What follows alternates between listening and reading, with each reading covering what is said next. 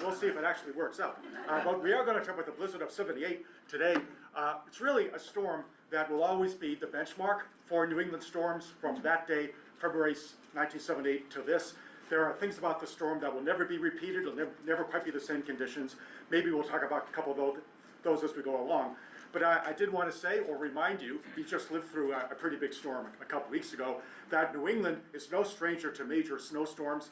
After all, New England, Massachusetts especially, was the scene of something I mentioned during the very first presentation back in January that I gave, and that was the Great Snow of 1717, which dumped something like 40 inches of snow over just a few days in the Boston area in 1717. And that storm was so substantial that the foxes and the wolves came down from the Worcester Hills to try to hunt sheep when they can find them in the drifts, causing farmers all sorts of trouble in this part of Massachusetts. And according to John Winthrop IV, the next spring, many of the new lambs that were born had kind of a reddish tint to them. So his theory was that so many of the ewes who survived the attack of the foxes were so scared by the foxes that their fear translated into the fur color of the lambs. And as far as I know, that's never been disproven, so it could have actually been true. Now, as of things that have never been actually disproven, we also have to turn to this guy here, Snowflake Bentley, who we just saw. His real name was Wilson Bentley. Wilson Bentley up there in Vermont really wanted to draw pictures of snowflakes. He had a microscope so he could actually see the snowflakes, but his difficulty was, maybe you would have thought of this, they kind of melted quickly when he was trying to draw them. So he rigged up a system where he could take photographs of snowflakes, and he gave us these beautiful pictures of the structures of snowflakes. And it was Bentley who first, if there's any proof at all, gave at least some evidence that all snowflakes are different. You probably all heard that. But if you've ever shoveled snow, as I have, how could they be all different? You're saying to yourself, maybe those eggheads at MIT, maybe they think the snowflakes are different. They can't be all different. Look at all these snowflakes. Well, it turns out maybe they are all different. All snowflakes are mixtures of hydrogen and oxygen. It's really just water vapor. But according to scientists, the best authorities in the field, as they make their trajectories to the ground, they take on slightly different attributes in their crystalline structure as they go from the cold environment of the upper atmosphere down into the lower temperature environment that eventually they land in. And so it may well be true that all snowflakes are different. According to the statistics I read, there are a total of 10 to the 158th power possible variations in the crystalline structure of a snowflake. And that's a lot because there's only 10 to the 70th power atoms in the entire universe. So it could well be that all snowflakes are different, and until somebody proves otherwise, let's just assume they are. Now that's a snowflake by Bentley. Oh, you all know him. So we can assume that in the morning of February 6th, 1978, when the first snowflakes began to fall late in the morning, that perhaps they were all chemically distinct. The reason they were falling is pretty clear. And those of you who joined us for the Portland Gale lecture, what happened in the Portland Gale was pretty close to what happened in the blizzard of '78. It's February 6th, weekend before that. We got warm air from the south moving north, moist warm air, and it's going to collide with very cold and very disturbed air coming in from Canada, going this way. And they're going to collide off the Atlantic coast, and they're going to move north, and that means a lot of moisture, a lot of snow, but what really made it bad was right in front of it was a very strong high pressure system in front of it and above it, which means once that storm hit the New England coast, it had nowhere to go for 33 hours of snow. That would prove to be one of the most memorable storms in the history of New England. A classic super bomb blizzard, as it's sometimes called, and what's going to make it even worse than it otherwise would have been was it hit during a new moon. And that means we've got astronomical high tides on the coast, combining with this extremely strong blizzard, as it eventually became called by everybody the blizzard of '78. Now, they wouldn't call it that in England because the word blizzard is a German import. We eventually began calling heavy storms blizzards only in the 1840s. But if you were to talk about this in England, they might have maybe a small idea of what you're talking about, but everybody would call this a blizzard. And Harvey Leonard, who you see on the screen, began calling it a blizzard on Friday night. Harvey Leonard had just started work at Channel 7. He had taken a forecasting class at NYU. He was one of the very few meteorologists who had an actual class of statistical forecasting. So he was very excited about this job. And as he began to keep track of conditions off the Atlantic coast, he became quite convinced on Friday night that this was going to be a really big storm.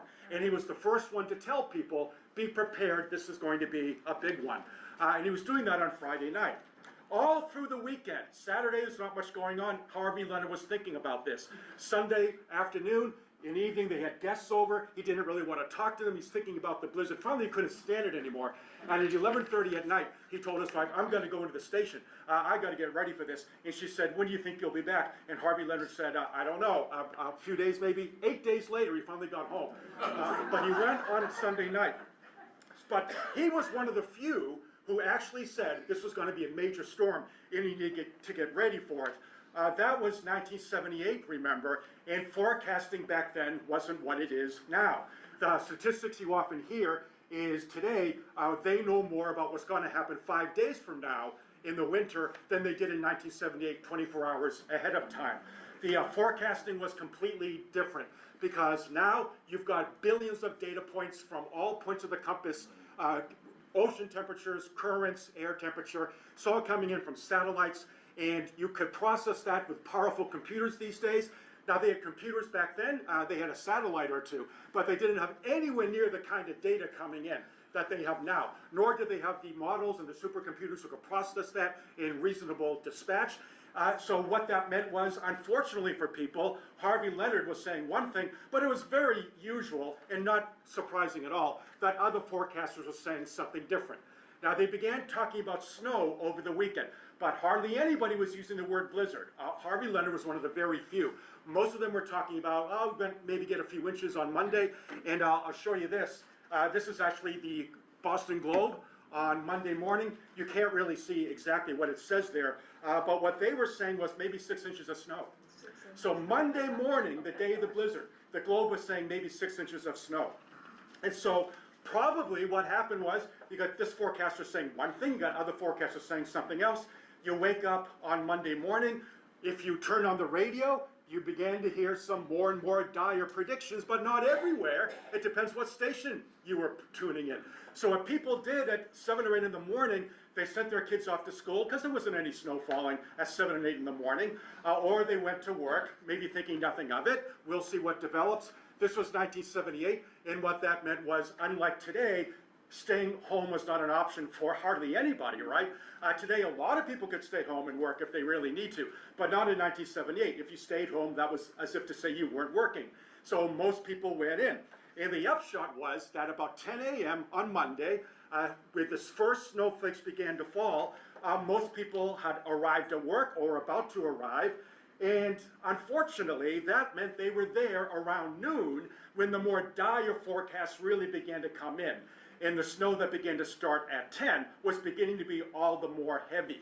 What happened with this storm was it wasn't a few flakes and then it would gradually get a little heavier. They began to fall at 10, and then by noon it was really coming down, really quickly coming down.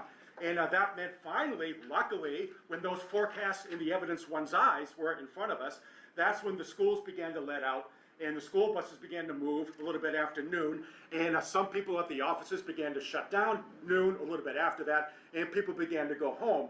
But of course, it depended upon where you were. So everybody has a different story, where they were and how they got home. I'll just begin by telling you a few of those. People who were victimized by this wholly inexact science back then that was meteorology. Today, people would probably just stay home if they could. We would forecast this ahead of time. And that's why this storm is probably never going to be repeated. Probably never again would so many people just go to work or school. School would be canceled. A lot of people would stay home if they need to. But that wasn't the case in 1978. Boston did not declare a snow emergency till 4 p.m. And 4 p.m. was whiteout conditions by then. Only then did they declare a snow emergency.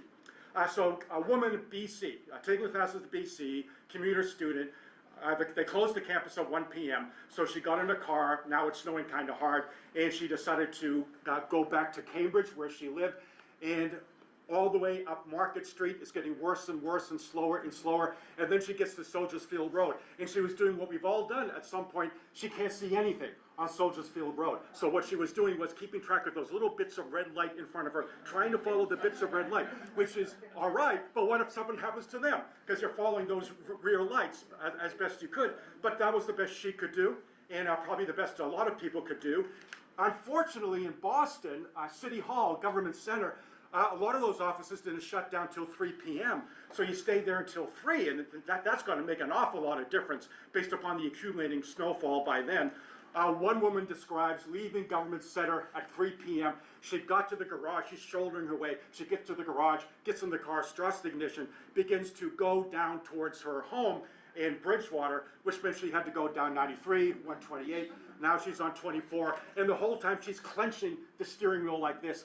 And because it was so slow, she took, if she had time, one of these little scrapers, and she rolled down the window, and she's scraping the windshield in front of her, and she's clenching the drive, and she's terrified. And the whole time, she's clenching her jaw as well, because she's so scared. Now, that would usually take her a little less than an hour to get home at Bridgewater. It took her over 3 hours. She finally got home. She parks in the parking lot, kind of on a drift. She couldn't get into a parking space. She's kind of parking on this drift. And then she goes like this to get the snow out of her way. She gets to the apartment door. She kind of frantically knocking on the door like this. She's trying to get over the drift and knock on the door.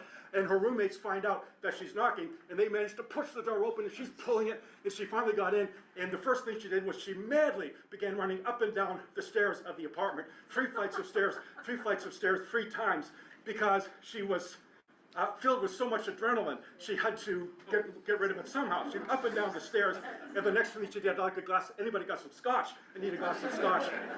And her jaw was clenched so tight all the way to Bridgewater, because she was terrified that her jaw hurt for 4 or 5 days after that. That's how bad it was. Now, if you didn't heed the warning, now you're leaving about 5 o'clock or 6 o'clock when work is done. Of course, it got to be especially bad for you. Maybe you could walk home from your office in Boston, but the problem now, and you can see what the situation is, the winds are very heavy. There were gusts up to 80 miles an hour in Boston at the height of the storm, which is that night, February 6, 1978. The snow wasn't coming down, it was horizontal. It was going horizontal like that. And you just tried to get home the best you could. People were hanging onto light posts if the gust was so much to stop from falling over. And that was something most people hadn't experienced it, but they experienced it now. And it was about that time, now it's the evening news, 5:30, 6 o'clock or so, Bruce Schwegler came on, Channel 4, right? Bruce Schwegler, and he said, if you go out tonight, you have to be out of your gourd. But the problem was a bunch of people were already out. They had to be out. They had to get home.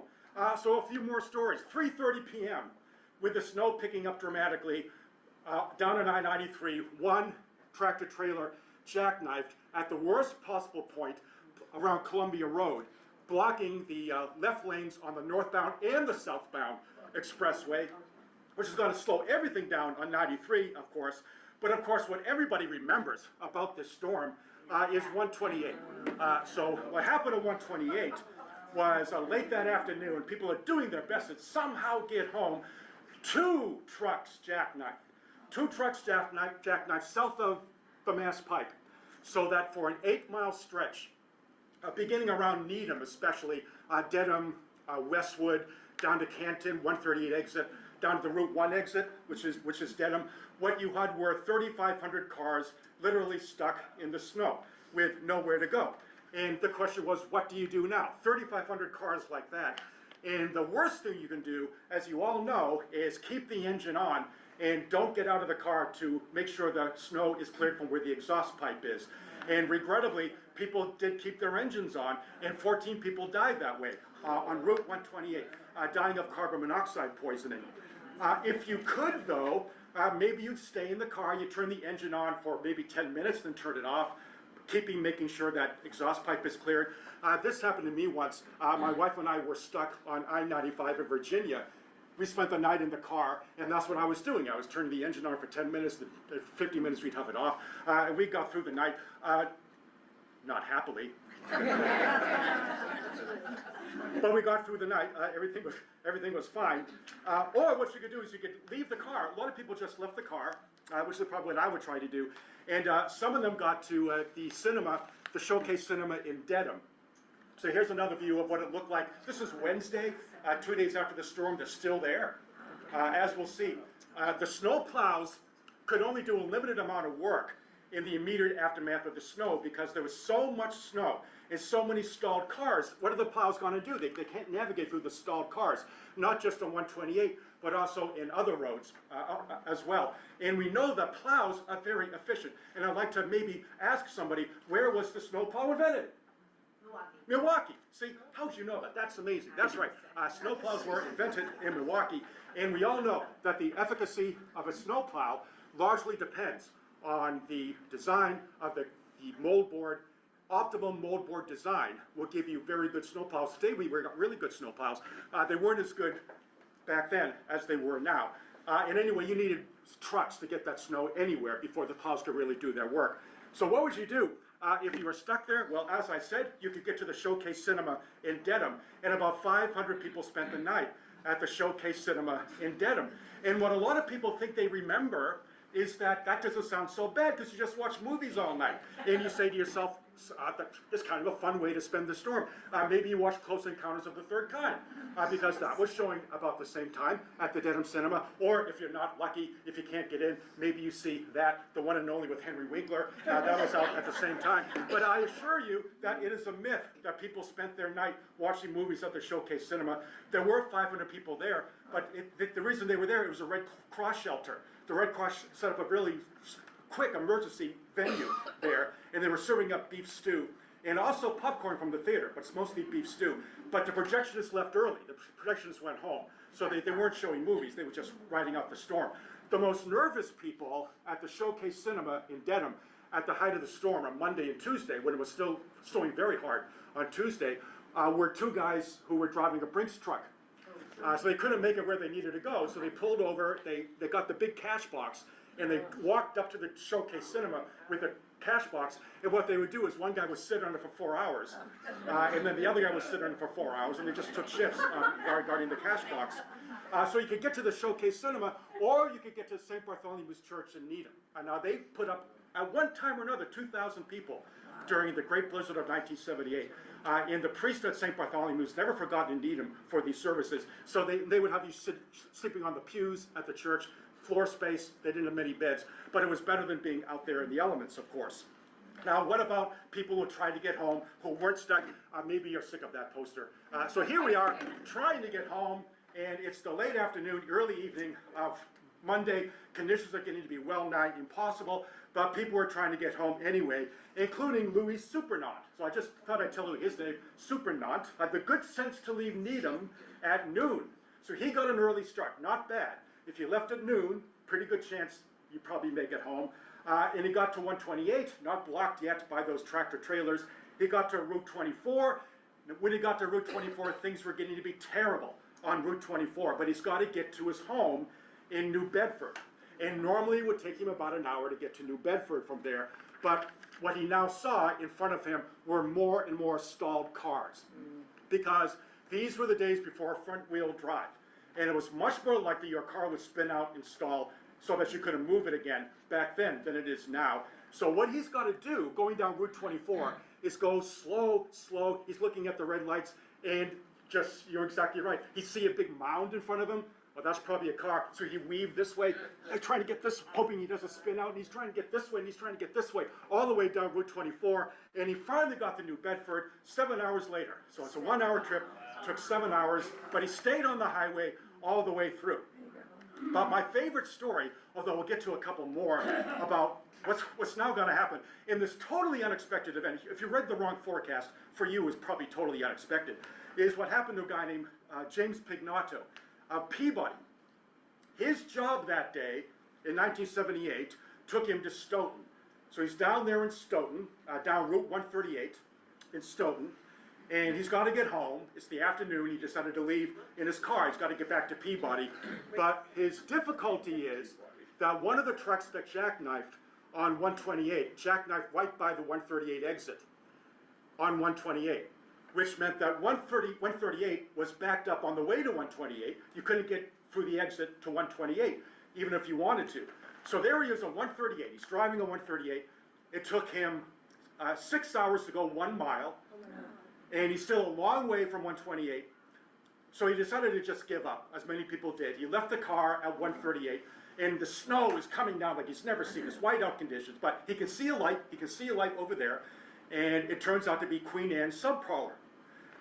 Well, he didn't have much money. This is back in the days when ATM cards were a distant dream. So if you didn't have cash, it's unlikely you were going to be able to buy anything. There were credit cards, but only 20% of Americans had general purpose credit cards.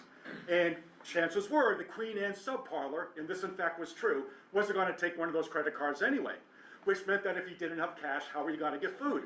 But he decided at least it's a roof. So he went into the Queen Anne subparlor in Canton, and as it turned out, there were 80 people there thinking the same thing. And the proprietor of the subparlor, whose name was Eleanor Ricciardi, was making up veal parmesan sandwiches for everybody. If you didn't have money, she wouldn't charge you, she would feed you anyway. So that's what everybody's doing at the subparlor. And he spent the night at the subparlor, and now it's Tuesday. The snow's still coming down really hard on Tuesday. But one of the women who had sought refuge there, she really needed to get home because she had a daughter with her at the subparlor, but her husband was at home with 3 more children. She's got to get back to help him. So she decided, I'm going to make my way through the snow. I'm going to get home. The difficulty was her daughter was 8 years old, and her daughter couldn't navigate those drifts the way they were in Canton, as they were in much of eastern Massachusetts. So James Pignato, our Peabody driver, said, I'll help you out. I'll carry your 8-year-old. So he carried the 8-year-old miles down the road during the snow, and she's with the mother, of course, is with him the whole time. And she was so grateful, she said, why don't you spend the night? So he spent the night at their house on Tuesday. And then it's Wednesday. People were still having a hard time getting around. Now Wednesday, he's not going to dig his car out. There's nowhere to go. Nobody plowed out 138 yet. And so he stayed there on Wednesday, too. And then it gets to be Thursday. Now it's time to go home. On Thursday, he got to the 128 station in Dedham. He walked from Canton to Dedham, the 128 station at Dedham. But it turned out that he missed the last train because there were limited train schedules for a little while during the height of the aftermath. And that meant he walked from the 128 station to South Station. He's following the track all the way to South Station in downtown Boston. So he got there Thursday night. Friday morning, he spent the night at South Station. And once he spent the night at South Station, he decided to walk to Peabody. He said, I've gone all the way. I might as well keep walking. So he walked 46 miles, all told, from Canton to Peabody. Got there on Saturday night in Peabody, and his wife said, why don't you sleep in? Next day is Sunday. Why don't you sleep in? And so that's what he did. Now, the situation at the subparlor in Canton was not unusual. Oh, look at that. Just at the right place. Because, like I said, most people, if they're going to buy anything, really needed cash to buy something. And one of the untold significant stories of the blizzard of '78 was that it gave a lot of people an idea at once.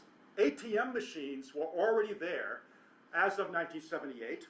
They'd been introduced during the late 60s, but there weren't many of them.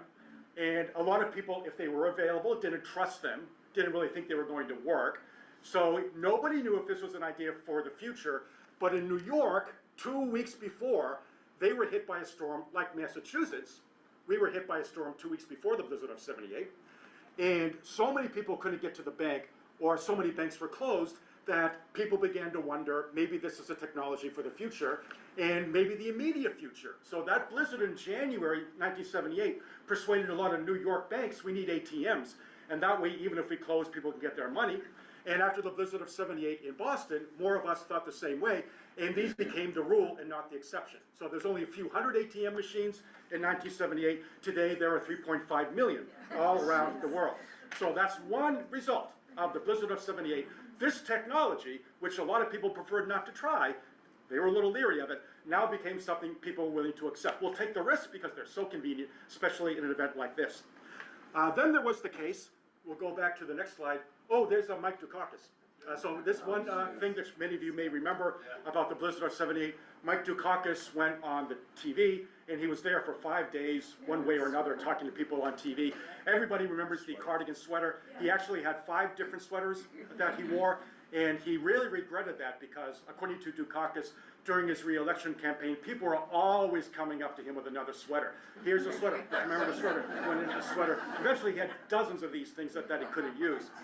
But he closed the roads, remember. So he issued an order declaring a state of emergency as of Monday night in Massachusetts, closing all the roads between Worcester and Boston. Not the whole state, but all the roads between Worcester and Boston. But before that, of course, people are still trying to get home. And there was a case of a Weymouth woman who got stuck on Route 3. She can't get anywhere. She can't move the car. It's too much snow. So she walks to the nearest place where she thinks there are businesses, and she knows there's a drugstore. She can just see the glimmer of a drugstore sign. Oh, at least I can get in. I can get out of the cold, to get out of the snow. Drugstore was closed. Everybody had gone home by then. She can't get into the drugstore. Now what is she going to do? Well, she knew there was a hotel, but it was 2 miles down the road. And she didn't even know if she could make it walking 2 miles down the road. It's the last thing she wanted to do. So what she did was she walked a few feet to the first house, and she began knocking on the door at the house really loud so people could hear it in the house, because she just wanted to come in for a few moments. Can I just come in and get warm? A man answers the door. You would just want to come in and get warm? Sure, come on in. And she stayed there for 3 days. 3 days. Then she finally made her way back to the car. But I think the most unusual story, we'll get to that in a second, is told by a guy named Paul Tugius, who has written a book about the blizzard of '78. It's mostly photographs, but he's also got first-hand accounts from various people. And sometimes he would go give lectures on the blizzard of '78. And one day, one woman went up to him with her story. So I thought I would relate her story. I won't give her name, but she was a woman stuck in a car on Route 9. So here we are around Framingham, getting close to Wellesley, or in Natick. But she's somewhere there on Route 9. And she doesn't know what she's going to do. Cars stopped. She can't get anywhere. Whiteout conditions. Terrible. Worst she's ever seen. Then all of a sudden, somebody comes up to her on a snowmobile. And if you had a snowmobile, you were doing pretty well. In the blizzard of '78, you could charge people for rides. A lot of people did that. But this guy, out of the goodness of his heart, saw that she was stuck in the car. She's not going anywhere. So he said, why don't you get on the snowmobile? I'll take you to the house. We'll take care of you for a while until you figure out what you want to do. And so she got on the snowmobile, and she went to this guy's house. And there were 3 kids in the house. And a wife was visibly pregnant. And shortly after she got to the house, the wife began to go into labor. And the husband said, you know what, I gotta leave, I gotta take her on the snowmobile to the hospital. So you stay here, you take care of the kids. And we're gonna go to the hospital. I'll be right back, I'm just gonna drop her off. I had 3 kids already, this is number 4, just drop her off. So he's gonna drop her off at the hospital. But he didn't drop her off. He stayed at the hospital, which is the right thing to do, but it was not good for her because he didn't come back for 4 days. So she's taking care of 3 kids for 4 days. And she wasn't a mother. She was a teenager. She was in her late teens. She had no idea what to do. And 2 of the kids had the flu. So she took care of them for 4 days. And then this guy finally got back in the snowmobile. He's 4 days late. And she later said that, all things considered, she wished she stayed in the car on Route 9. Now, as far as the tea was concerned, one thing many people remember is that the tea did better in the blizzard of '78 than it did in the long snow of 2015, when the tea was shut down for lengthy periods. We all remember that. In 1978, the blizzard more or less kept running. It was delayed. There were canceled trains, but it did the job pretty well in 1978. Sometimes there'd be trouble, though.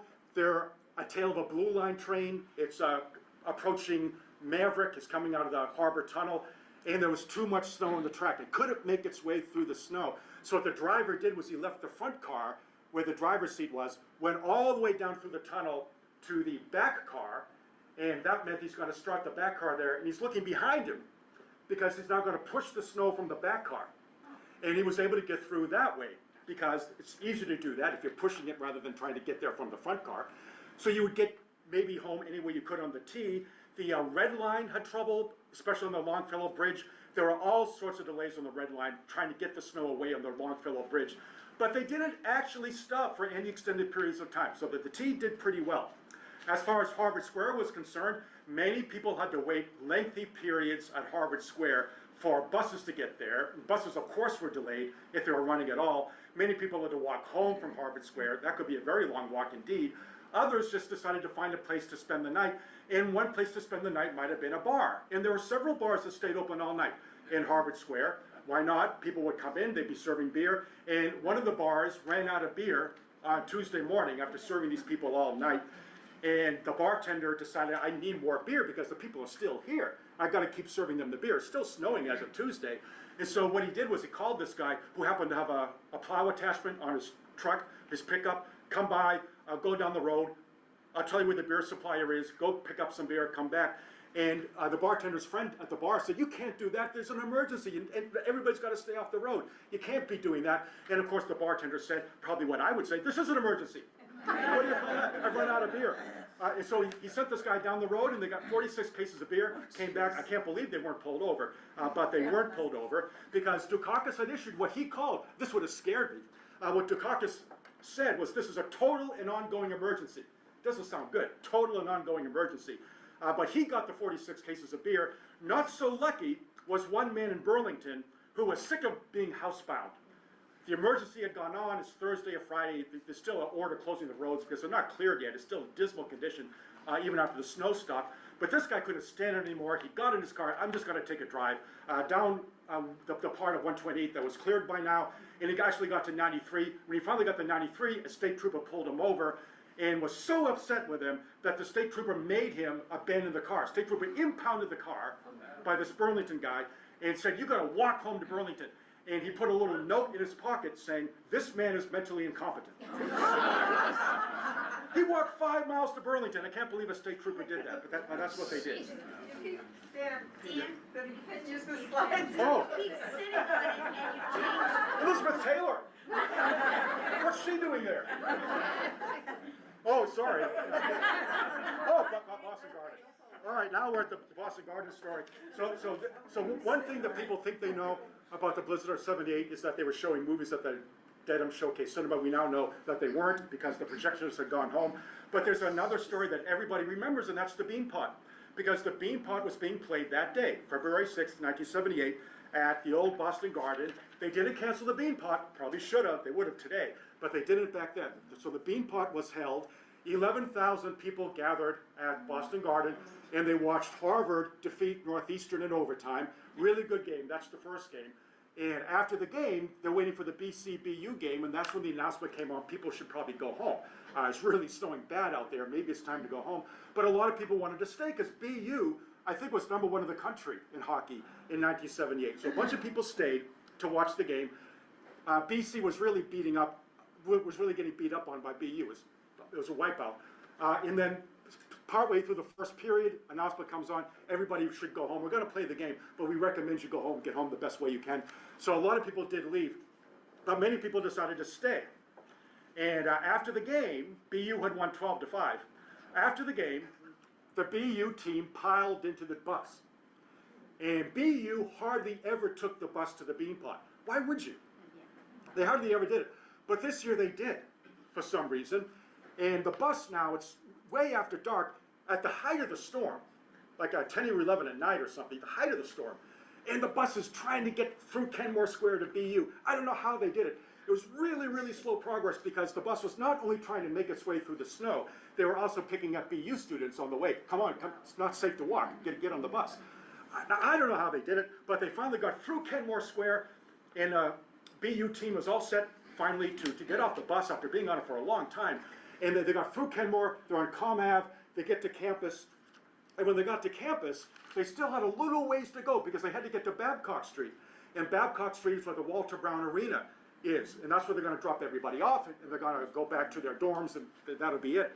And at that point, they finally got to campus. They're not at Babcock Street yet. At that point, their famous Hall of Fame coach, Jack Parker, was approached by the co-captain of the BU hockey team. And the co-captain said, Coach, I just wanted to tell you, as soon as we all get to the Walter Brown Arena, we're not going back to the dorms. We are going to the dugout. The dugout is one of the great legendary bars in the history of Boston on Com Ave. And that's where the team was going to go. And the co-captain said to Jack Parker, you don't want us fighting our way through the drifts, all the way from Babcock Street, a mile down Com Ave to the dugout. you don't want us doing that, do you? Why don't we stop here? Just let us out here. The dugout's right there across the street. And so what can Jack Parker do? He doesn't want to let everybody out to go to the bar. What is he going to do? And then he looked on the other side of Comm Ave, and he saw Marsh Chapel. So here's what he did. He said, all right, everybody, he made the announcement on the bus. All right, everybody, we're at campus. We've got a ways to go. I don't know how long it's going to take to get to the arena. But anybody who would like to go to the Marsh Chapel and pray, you can get off here. And what happened was one of the great religious revivals in American history. Everybody got off the bus. These 18 and 19-year-olds, 20-year-olds, they're all off the bus. And Jack Parker's not looking anywhere. He doesn't want to look to see what's happening. And they all went to the dugout. And one of the sad stories of this year is that the dugout closed after many years in operation, ever since the 1930s. They finally closed a few weeks ago. The dugout was famous in Boston. This is where, speaking of Brinks trucks, the Brinks robbery was planned back in 1950 at a table at the dugout. But everybody got to the dugout, place was packed. The legendary bartender of the dugout, the great Jimmy O'Keefe, serving Narragansett all over the place. That's where a lot of people spent the night. They lost electricity. A lot of Boston lost electricity. At least 75,000 entities were without electricity. But that's okay. He just began lighting candles. The dugout could be so dark, you wouldn't know the difference anyway. But he began to light the candles, and they had a good old time at the dugout. And eventually the bus, with only Jack Parker and the coaches on board, got to the Walter Brown Arena. But back at the Garden, all sorts of people who stayed there for both games, they now knew it's just impossible outside. And if you live nearby, maybe you could try to get home somehow through the drifts, shoulder your way through. But a lot of the people who stayed at the Garden decided they'd just stay over the night. Why leave? So what would you do at the Boston Garden? Hundreds of people decided to spend the night. And luckily for them, there's only 11,000 people there for the height of the crowd, and that meant that they didn't sell all the food that otherwise they might have sold. There were plenty of excess hot dogs for people to eat. And, as some of you may remember, in the basement of Boston Garden, back then, there was a bar, the Blades and Boards. And they opened up the Blades and Boards. The Blades and Boards is mostly for season ticket holders, but these guys got to go down to the Blades and Boards, and they had a wonderful time doing exactly what the BU hockey players are doing at the dugout, and that is imbibing, because they were serving up beer. Why not? I mean, it's a special occasion, and it's better than risking your lives in the storm. So many people spent not just a night at Boston Garden, but things were so good at the Blades and Boards, they didn't leave till Thursday. So 3 days. So conditions out on 128, as I said, were terrible, and they would remain terrible for several days after that. But on the North Shore and the South Shore, Winthrop, Revere, Scituate, Lynn, absolute mayhem in the blizzard of 1978. This was a storm that raged 33 hours, 4 high tides, heavy winds lashing every home facing the Atlantic Ocean, pounding any home anywhere near the ocean. Parts of Revere Beach Parkway were under 6 feet of water. By Monday night, hundreds of homes were literally washed away. 1,200 homes on the North and South Shore, utterly, completely destroyed, and many more heavily damaged. So that's one picture. Here's another picture of what you were faced with. That's on the South Shore as it happens. And luckily for these people, if they could get out to a neighbor, they could, but maybe the neighbor's house wasn't just as bad of a shape. They would stay there as long as they could, or in a damaged house. And the thing that saved a lot of them were really brave rescue crews who, no matter how bad those winds were, it's Monday night and Tuesday, no matter how heavy the snow was, they went out on these rescue boats, these motorized boats, mostly rubber, and they began going from house to rescue people, often taking them out of second-story windows, sometimes through rope ladders if that was necessary. And they rescued untold hundreds of people, risking their own lives to do it. And the problem they had often, and this is totally understandable, you would probably feel the same way, was a lot of these families, a lot of these people didn't want to leave without their pets. They had dogs, they had cats. They didn't know if they were ever going to get home. If the home was destroyed, of course they're going to take their animals with them. That's the first thing you'd save. And some of these guys on the rubber boats, these emergency crews, they're spending 20 minutes, a half hour while people look for their cats. Wait a minute, got to be here somewhere. But they would bring the cats out, they'd bring the dogs out, and one of these rescue boats rescued so many pets that they dubbed it Noah's Ark, because there were so many animals on the boat. But they carried, unbelievably, 10,000 people to safety. It's one of the epic stories of the blizzard of '78. 10,000 people were rescued by these crews, sometimes at the height of the storm. But they couldn't rescue everybody. In Scituate, 5-year-old girl, Angela Lanzakis, was carried away by a wave as a firefighter was pulling her into a skiff. The family was saved, but not her. And she was one of approximately 100 people to die in New England during the blizzard of '78. Not 100 people in the Boston area, but all of New England, about 100 died. Speaking of heroes, as bad as it was on the coast, not surprisingly, it was especially bad on the ocean. And here's another story a lot of people know. Paul Tuzias, who I mentioned earlier, has written a whole book on this. But one thing that happened on Monday night was a great oil tanker ran aground not far south of Salem. And they began issuing distress calls. Water coming in, there's oil leaking. Now there's 40-foot waves out there in the Atlantic. But Coast Guard left Gloucester. They sent a ship out to see if they could do anything. But that ship very clearly ran into distress as well, and very soon. And they were going to have to go back into Gloucester. So who's going to get out to this Greek oil tanker called the Global Hope? And without any necessity, it's a purely volunteer basis, a guy named Quirk, Frank Quirk, decided to take his pilot boat, and this is his boat, the Can-Do. He took it out of Gloucester to see if he could find that Coast Guard crew and maybe get to the oil tanker as well. So here he is on that boat. It's not very big, and he's fighting these 40-foot waves. And he's trying to keep in contact with the Coast Guard station, but it was getting worse and worse. And then finally he radioed in to the Coast Guard station that a terrible wave had hit the boat so hard that a bunch of stuff went overboard, including his radar. And without the radar, he didn't think he was going to find anything out there. So he's going to have to turn around and go back into Gloucester, and that's what he did, still fighting the waves with the storm at its absolute worst. But the last transmission he made to the Coast Guard indicated that he'd hit a ledge on the way back to Gloucester, and a big wave at almost the same time came in, smashed a lot more of the ship, sending Quirk careening against the ship's wheel, knocking him out temporarily. And a fellow crew member told that story as quickly as they could before going to Quirk's aid, and that was the last the Coast Guard heard. None of them made it through. All 5 died in the storm. They resurrected the ship. That's the Can-Do. But none of the 5 made it. So they were, eventually, they found the ship. It's just south of Baker's Island. If you know Manchester by the Sea, it's just due south of that. And those were 5 of those who died in the blizzard of '78. Now, meanwhile, just to bring things full circle, because where did we begin our winter semester? We began with a Portland gale, and we learned about the day trippers, the great steamships from Fall River to New York, sometimes from Newport to New York. But many of you will remember this, right? Not that. That. The Peter Stuyvesant, a Hudson River day boat that ever since 1968, remember, had been docked in front of Anthony's Pier 4 in South Boston.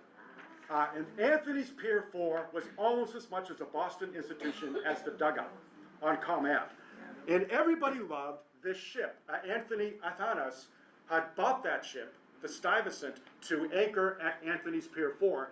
And the idea was that if you're waiting for your table, it's going to be a couple hours maybe you showed up with a reservation, go to the Stuyvesant, and there was a big cocktail lounge there, and you'd hang out at the cocktail lounge, and then you'd go have dinner. And they had events there. It was a wonderful thing. So it docked there in 1968, and it was the pride of the Athanas family who ran Anthony's Pier 4 until the blizzard of '78. Now, Anthony didn't leave the restaurant. He's there at 3 a.m. And 2 things happened at once. A big electric surge as he began to lose power caused smoke to go up from his cash registers. This new generation of electric cash registers that he had, smoke's going up, the lights are going out, and then he looks out, and the Stuyvesant began to sink. It got loose from its cradle, this wooden cradle that connected it to the inner part of Boston Harbor in the dock, and it began to tip like that and ultimately sink, so that the best they could do was salvage the top, but they never got the entire thing away. And only back in 2017 did they finally take the rest of the ship beneath the waves off somewhere else because of all the new construction that's going on in the seaport. But the Stuyvesant was a legend, and among those who went there was Judy Garland. So this is Judy Garland coming out of the Stuyvesant during the days of its glory, talking to a couple of people dressed up as sailors. They're not really sailors, they were just there for an event. So there's Judy Garland, and now Elizabeth Taylor, there's Anthony and Elizabeth Taylor. But the Peter Stuyvesant, alas, was one of the casualties of the blizzard of '78. Now, who was the luckiest Bostonian that February? Probably the mayor of Boston, Kevin White, because Kevin White was in the Caribbean. No, not the Caribbean. He was in Palm Beach. So he was having a lovely time in Palm Beach during the blizzard of '78, and he didn't make any friends by coming back to Boston eventually and saying, you know, the water was colder than usual down there. It's not politically, maybe not a great thing to say.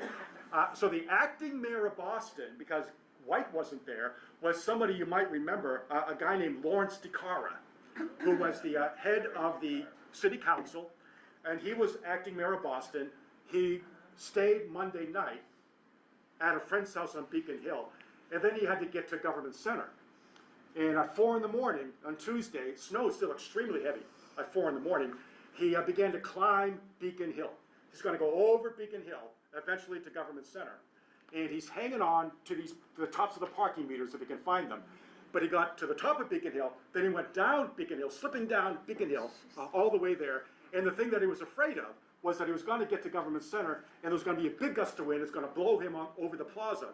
And that would be a terrible photograph to be in the newspaper. So he didn't want that. So he worked his way down New Chardon Street, and I don't know how long it took him, but he finally got to Government Center, began to take charge, and see if there was anything to be done about commandeering enough plows to actually do something about this. So the blizzard of '78, the snow really didn't stop until late Tuesday night, and then it was a matter of cleaning up. And this is the other thing everybody remembers. So this was a storm that not everybody saw coming, people weren't prepared for. People who should never have gone to work did go to work. But once the snow was done, you might be stranded somewhere. Now the thing to do is find out how to get home. How soon can we possibly clear all this out? And this is the thing that has struck in so many people's memory, the kindness of strangers. As of Tuesday night, and for the next several days, all through that week, when hardly anything was moving in Greater Boston, people went out of their way to help those in need.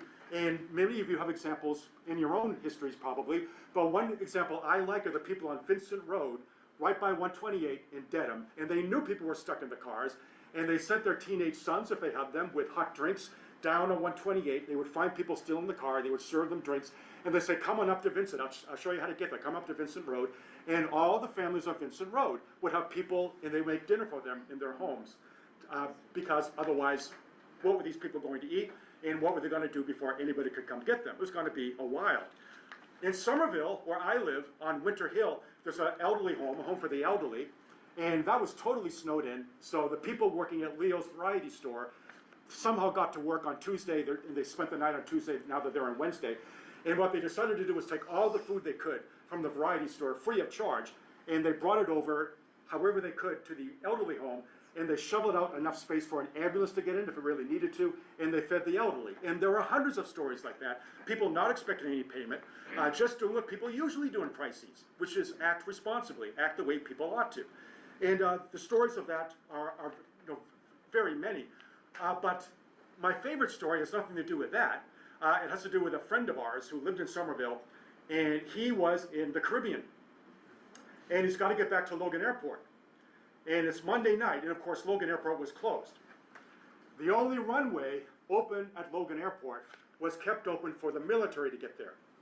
Governor Dukakis had urged the military, President Carter, to activate military help. And these transport planes were about to start landing with trucks, backhoes, things like that, that were going to help clear the snow. But there's no commercial traffic going into Logan. So our friend was on a plane trying to get back to Boston, and the pilot had to figure out a place to go. Can't get into Boston. And there were two choices. And one choice was Bermuda, and the other choice was Detroit. And they chose Detroit. So my friend spent 1 week in Detroit, having never been there, never having gone back, because they couldn't get into Logan. For some reason, they had to go to Bermuda. But the stories, of course, multiply, and we'll just stop in a second, because maybe you have your own stories you want to tell. But in Somerville, where I live, what happened was was just hopeless because we have so many narrow streets. Plows couldn't get in there because you need the trucks to go in and remove enough snow so the plows can start their work. And that wasn't going to happen for days. In Somerville, the schools closed up for 3 weeks. The week of the blizzard, the week after that, and then there was vacation week after that. 3 weeks the schools were closed because the traffic was so awful, just couldn't move. But they made an exception. The DPW made an announcement in Somerville. So if anybody's going to go into labor, we're going to make a special effort to get to where you are. We're going to shovel you out so you can get where you need to go, so you can get to the hospital. And it was remarkable. Within hours, 90% of the people in Somerville were pregnant and about to go into labor. And unbelievable. And it was so bad, the Department of Public Works had to issue a special announcement. Cut it out, just stop it. We know you're making it up. But eventually we shove it out of Somerville, they shove it out elsewhere, and that leaves us with one more story. Here's Beacon Hill. Here are people beginning to get out. A few days later after the storm, many people skied, as we know. Probably some of you have memories of our cross-country skiing. Beacon Hill was fun, people skiing down Pinckney Street and Chestnut Street. And that's probably Tuesday afternoon there. Another example of what it looked like. There's Ella Grasso, and Ella Grasso really made her reputation with the blizzard of '78, and that's the last story that I wanted to tell. Of course, she was the governor of Connecticut that Monday when the blizzard hit. Wasn't as bad in Connecticut as it was around here, but it was still pretty bad. And she decided she had to get to the emergency center in Hartford. And she got in her car, she's got a driver, driving from the governor's mansion. She was living in the western part of Hartford, so she's trying to get to the emergency center. And she was at the worst of the storms. It was really, really bad for a little while in Hartford. And eventually the driver said, I can't go any further. The driver said, that's it. And Ella Grasso leaned over to the front seat and she said, that's not it. And she got out of the car and she walked through the blizzard for a mile to get to the emergency center. And nobody ever forgot that in Connecticut. And that's why in Connecticut, unlike Boston, it's always called Ella's Storm to this day, Ella's Storm. And that concludes the blizzard of '78, the last of our disaster series for this session of our Bedford Winter Lecture Series. And now it's time for you, because many of you lived through this storm, and if you want to share a memory or two, then I'd be really interested to hear, as would your fellow attendees. So any